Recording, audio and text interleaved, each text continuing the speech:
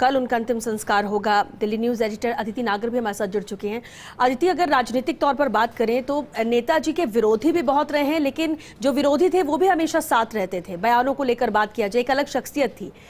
कितनी बड़ी क्षति उनके जाने से राजनीति की हम माने, खासतौर से उत्तर प्रदेश की? बहुत बड़ा जाहिर तौर पे वॉइड की तरह रहेगा, क्योंकि उस 3 बार के मुख्यमंत्री रहे या कैसे कैसे राजनीति की, वो एक अलग मुद्दा है। पर जिस दौर में राजनीति की वो दौर अलग था, और जैसा संघर्ष किया वो भी अलग था। और उत्तर प्रदेश जैसे राज्य में, और ना सिर्फ उत्तर प्रदेश, पूरे देश की जो है पॉलिटिक्स को समझा। अब जैसा आपने कहा कि उनके विरोधी भी रहे लेकिन उनके दोस्त रहे, और किस तरीके से उत्तर प्रदेश, बिहार से लेकर अलग अलग जगह दिल्ली का कैसे काम किया। और अब जब आज 82 साल की उम्र में उनका निधन हुआ सुबह 8:15 बजे, उसके बाद उनको राजकीय सम्मान के साथ उनका नेताजी का अंतिम संस्कार किया जाएगा। 6 अप्रैल के लिए वो रवाना हो चुके हैं। अब पहुंचे थे जब मेदांता अस्पताल, पिछले 2 अक्टूबर से लगातार 9 दिन तक वो यही था कि अपनी संघर्ष की लड़ाई अस्पताल में भी उन्होंने लड़ी।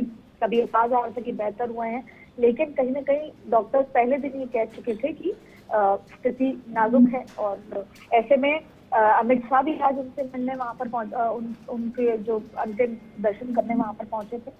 और मुख्यमंत्री योगी आदित्यनाथ भी कल वहां जाएंगे। समाजवादी पार्टी के संस्थापक थे, संरक्षक मुलायम सिंह यादव।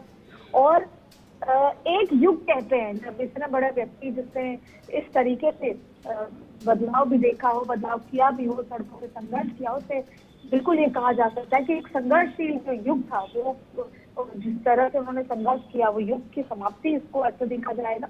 और पूरा ट्विटर आप देखें, सोशल मीडिया देखें, बयानबाजी देखें, तो हर एक व्यक्ति कोई ना कोई बात उनकी अपने मन में याद रखे, उस बात को याद करते हुए आज उसको श्रद्धांजलि दे रहा है। और समाजवादी पार्टी के लिए, अपने आप के लिए भी खुद आगे किस तरीके से, क्योंकि बहुत ऐसे उतार चढ़ाव दौर देखे जब अखिलेश यादव भी अपनी पार्टी के कई डिसीजन मेकिंग के खिलाफ रहे, लेकिन मुलायम सिंह यादव ने सबको साथ लेकर आगे चला, सबको साथ लेकर उन्होंने अपनी पार्टी को आगे चलाया। और मुलायम सिंह यादव के पैतृक गांव सैफई में उनका अंतिम संस्कार किया जाएगा। योगी आदित्यनाथ से लेकर दुनिया देश का जो ट्वीट जिस तरीके से आ रहा है, उसमें ये साफ नजर आता है कि मुलायम सिंह यादव से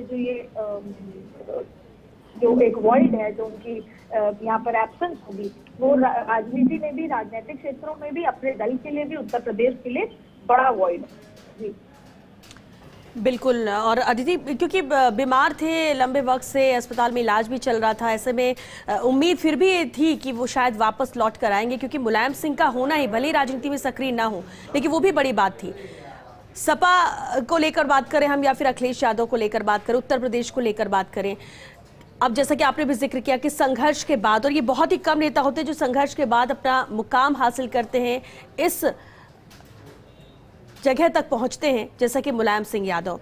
कितनी बड़ी क्षति के तौर पर देखें उत्तर प्रदेश की राजनीति में भी, क्योंकि अक्सर ये अभी 2 बार से कि बीजेपी की सरकार बन रही है, लेकिन सपा किस तरह से मजबूती के साथ हमेशा टक्कर देती रही, सरकार बनाती रही है, उस लिहाज से अगर बात करें तो देखिए, खुद अखिलेश यादव, कोई भी व्यक्ति, मतलब जैसे हम किसी मुलायम सिंह यादव पैदा नहीं हुए थे, उनको कम से कम 50 साल लगे मुलायम सिंह यादव बनने में। उनका अगर राजनीतिक जीवन देखें तो 5 दशकों से ज्यादा कम का राजनीतिक जीवन था। और जब आप उत्तर प्रदेश जैसे राज्य में राजनीति करते हैं तो आप बहुत ज्यादा उतार चढ़ाव देखते हैं, और बहुत ज्यादा आपको अलग अलग तरीके से आपको शिक्षा मिलती है, बहुत टुकड़े खाकर शिक्षा मिलती है।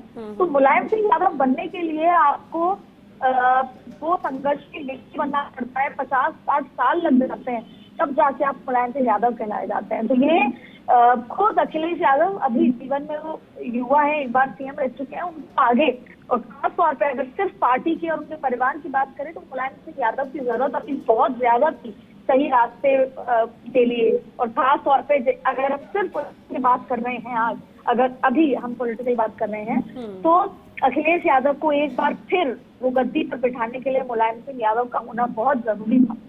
तो बहुत ज्यादा जिस तरीके से अभी हाल ही में जब आखिरी चुनाव हुए थे तब भी किस तरीके से सबको साथ लेकर चलने को लेकर या आगे दिशा दिखाने को लेकर सपा किस तरीके से, एक समय ऐसा आया था जब सपा भाजपा के साथ टक्कर में आ चुकी थी और बाकी सारी पार्टियां पिछड़ गई थी, किस तरीके से बसपा खत्म हो चुकी है लेकिन सपा बरकरार रही। ऐसी धुआंधार मोदी और योगी युग में भी ये सिर्फ मुलायम सिंह यादव के जो विजन था या मुलायम सिंह यादव ने अपनी पार्टी के साथ जो उसको स्तंभ की तरह खड़े रहे और दिशा दिखाते रहे, अपने कार्यकर्ताओं को हिम्मत देते रहे। हालांकि अखिलेश यादव के कार्य प्रणाली में मुलायम सिंह यादव की बहुत सारी चीजें देखने को मिलेंगी, आगे भी आज तक भी देखी आई हैं, लेकिन एक अलग तरीके से। ऐसे में पार्टी के लिए, उत्तर प्रदेश की राजनीति के लिए, देश की राजनीति के लिए और खुद उनके बेटे के लिए बहुत बड़ी क्षति है। बिल्कुल, बहुत शुक्रिया अदिति इस पूरी बातचीत के लिए।